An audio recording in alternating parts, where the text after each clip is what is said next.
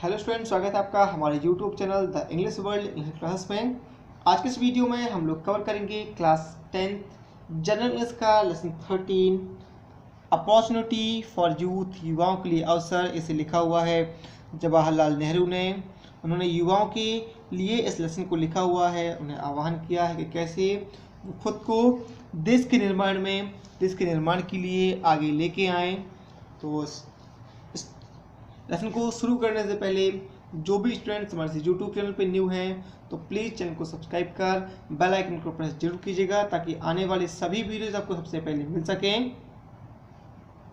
तो चलिए शुरू करते हैं। हम लोग हमारा ये लेसन लाइन बाय लाइन हम लोग इसे कवर करेंगे, हिंदी एक्सप्लेनेशन को शुरू करते हैं। अपॉर्चुनिटी फॉर यूथ, युवाओं के लिए अवसर। यू नो, आप तो जानते हैं, दैट की I once wrote a book called The Discovery of India।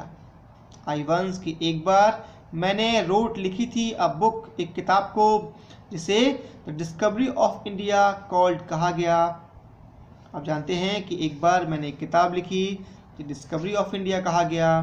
I was engaged in that quest, मैं लगा हुआ था इन दैट क्वेस्ट, इस परख में, इस खोज में, लॉन्ग बिफोर, बहुत पहले से, है ना। आई रोट दैट बुक, इस किताब को लिखने की। तो इस किताब को लिखने के बहुत पहले मैं इसकी खोज में लगा हुआ था। It was not mere curiosity that led me to that quest. ये केवल मात्र मेयर क्यूरियोसिटी, केवल एक उत्सुकता नहीं थी जिसने led me to that quest, मुझे इस खोज की ओर यह खोज की तरफ आगे बढ़ाया। I was engage in many activities and I wanted a proper reconciliation between my activity and my that. I was engage, मैं लगा हुआ था बहुत सारी क्रियाकलापों में, और आई वॉन्टेड, और मैं अपने जो एक्टिविटीज़ हैं और जो थॉट्स हैं, विचार हैं, दोनों के मध्य एक प्रॉपर रिकॉन्सिलेशन, एक उचित तालमेल चाहता था। थॉट विदाउट एक्शन इज अवर्सन, जो विचार हैं वो बिना किसी क्रिया के व्यर्थ हैं। ऐसे ही एक्शन विदाउट थॉट इज फूली, जो क्रियाएं हैं वो बिना किसी विचार के मूर्खता भरी होती हैं। ऑफ कोर्स, बेशक, we sometimes act on some impulse or irrepressible अर्ज, बेशक हम कभी कभी अपनी जो आवेग हैं और शक्तिशाली प्रेरणा हैं उनसे कुछ क्रिया करते हैं। If suddenly you throw a bricks at me, यदि अचानक से आप मेरे ऊपर ईंटें फेंक दें, एट मी, है ना, and my hand goes up to protect myself, तो मेरे जो हाथ हैं वो मुझे बचाने के लिए ऊपर उठ जाते हैं। It is an automatic instinctive action, ये एक स्वतः ही सहज क्रिया है। And not a result of deliberate thought, ये कोई डेलिब्रेट थॉट, सोचा समझा विचारों, सोचे समझे विचारों का रिजल्ट, परिणाम नहीं है। Our living is conditioned by a series of automatic action from morning till night, हमारा जो जीवन है वो सुबह से रात तक एक स्वतः ही चलने वाली जो क्रियाएं हैं उनकी एक क्रम का सिलसिला है ना।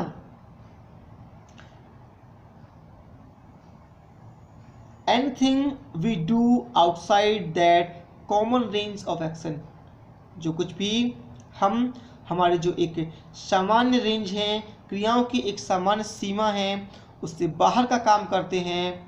हाउएवर, तब भी has to be proceeded by some measure of thinking, तो हमें मीजर ऑफ थिंकिंग, कुछ सोचने की जो क्रिया है वो करनी पड़ती है। The more action and thought are allied and integrated, अधिकतर जो क्रियाएं हैं और जो विचार हैं जैसे जैसे अलाइड एंड इंटीग्रेटेड, एक और एक और तालमेल इनका होगा, the more effective they become, तो वो उतनी ही इफेक्टिव प्रभावशाली हो जाएंगी। And the happier you grow, और आप उतने ही खुश हो जाएंगे, सुखी होंगे। There will then be no inner conflict between wish to do something and inability to act, तब हमारी जो आंतरिक संघर्ष है, इनर कॉन्फ्लिक्ट है, हमारे काम करने कुछ करने की इच्छा और कुछ क्रियाओं की जो अक्षमता है, दोनों के मध्य जो एक आंतरिक संघर्ष है वो नहीं रहेगा। और between thinking one way and acting in another, और सोचना अलग तरीके से और कार्य दूसरी तरह से होना, ऐसा भी नहीं होगा। The happiest man is he whose thinking and action are coordinated, एक खुश व्यक्ति वह है जिसकी जो थिंकिंग है, सोच है, और जो एक्शंस है, दोनों में कोऑर्डिनेट तालमेल है, आपसी सामंजस्य है। हैप्पीनेस आफ्टर ऑल, आखिरकार जो प्रसन्नता है, is an inner state of mind, वो हमारे मन की एक आंतरिक स्टेट, इनर स्टेट आंतरिक अवस्था है। It is little dependent on outside environment, और ये बाहरी वातावरण जो है उस पर बहुत कम निर्भर है।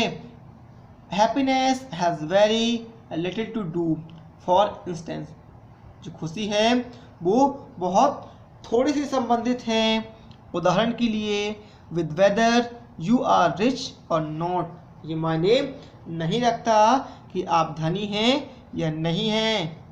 Some of most miserable person I have come across in my life, मेरे जीवन में मैं जिनसे मिला या जिन सबसे मिजरेबल पर्सन, दुखी व्यक्तियों से मैं मिला हूँ, आर द रिच पीपल, वो धनी व्यक्ति रहे हैं।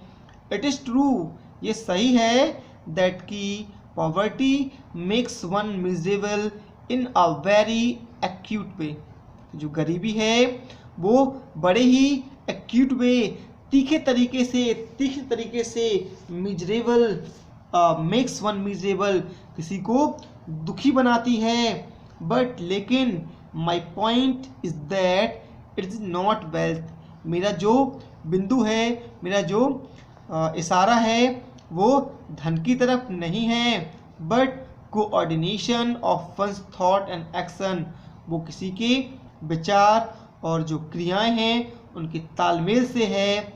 विच रिमूव्स इनर कॉन्फ्लिक्ट्स, तो हमारे आंतरिक संघर्ष को हटा देती हैं। It is in that way, और इस प्रकार, that integration of personality is achieved, जो व्यक्तित्व की इंटीग्रेशन है, एक निश्चितता है, एकता है, उसको प्राप्त किया जाता है।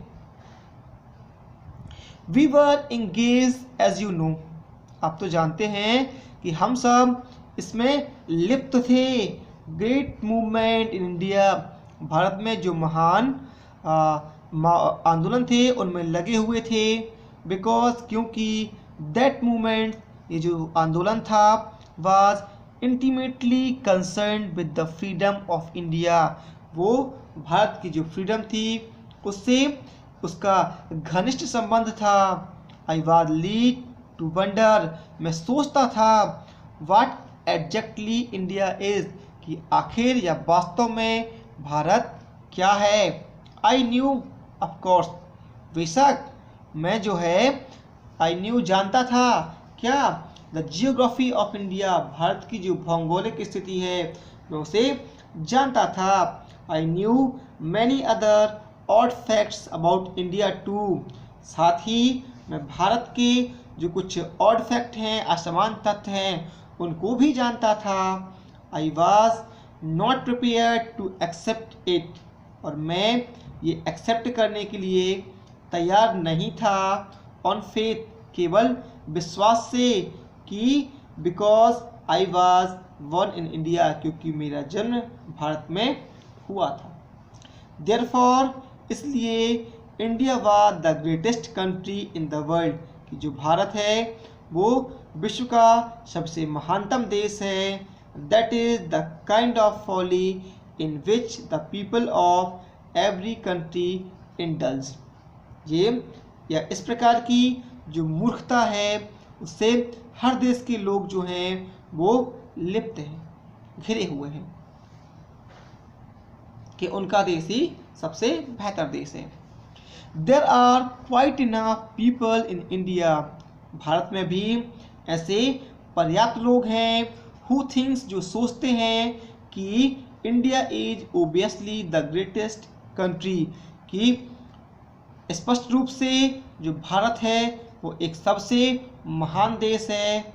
In the days when we were politically subject, उन दिनों जब हम पॉलिटिकली सब्जेक्ट, राजनीतिक रूप से असक्षम थे, and could not take much pride in our political condition, और हमारी जो राजनीतिक स्थिति पर हम लोग प्राइड, गर्व नहीं कर सकते थे।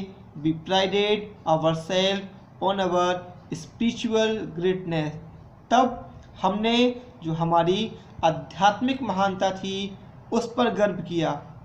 Having nothing else to get hold, और कुछ भी जब बताने के लिए या करने के लिए नहीं रहा, we took refuge in spirituality, तो हम लोगों ने जो आध्यात्मिकता थी उसकी शरण ले ली। रिफ्यूज मतलब शरण लेना। If you go to other countries, यदि आप दूसरे देशों में जाते हैं, I shall not name them, मैं उनका नाम नहीं लूँगा, एज क्योंकि I do not wish to cause offence, मैं कोई ऑफेंस या अपराध नहीं करना चाहता। You will find the people, तो आप उन लोगों को पाएंगे, their think that their country is the चुनिन कंट्री, जो सोचते हैं कि उनका जो देश है वो चुनिंदा देशों में से या चुनिंदा देश है। The torch bearers of civilisation, नागरिकता का मसाल धारक है। द मोस्ट एडवांस कंट्री, सबसे अग्रणी देश है। द मोस्ट रिवोल्यूशनरी कंट्री, सबसे क्रांतिकारी देश है। The country with the biggest building, बड़ी बड़ी बिल्डिंगों वाला देश है। The country was something unique, कुछ अद्वितीय लिए हुए या अद्वितीयता लिए हुए वाला देश है। सम मिशन और द अदर, कुछ मिशंस हैं और बहुत सारी अन्य बातें, है ना। ऐसा सोचते हुए आपको कई लोग मिल जाएंगे। इट इज़ नेचुरल, ये प्राकृतिक या स्वाभाविक है, फॉर वन, हर किसी के लिए, to like one's own country and one's own people, कि अपने देश और अपने देश के लोगों को पसंद करना, ये एक हर किसी की स्वाभाविक प्रवृत्ति है। It would be unnatural not to do so, यदि वह ऐसा नहीं करता तभी ये अस्वाभाविक होगा। It is good to be a little proud of one's own country, और ये कुछ हद तक, है ना, गुड टू बी लिटिल, कुछ हद तक बेहतर है कि अपने देश पे गर्व करना थोड़ा बेहतर है। बट इट इज़ रॉन्ग, लेकिन ये गलत है, to start imagining that we are the highest and the best in the world, कि हम सर्वश्रेष्ठ हैं और हम ही उत्कृष्ट हैं, ऊंचे हैं और सब संसार में सर्वश्रेष्ठ हैं, ऐसी कल्पना करना ये गलत होगा। The fact is that every country and every people have admirable point about them, हर एक देश में और हर एक लोगों में ऐसे कुछ फैक्ट तथ्य होते हैं जो उनमें प्रशंसा के योग्य होते हैं, एडमायरेबल होते हैं।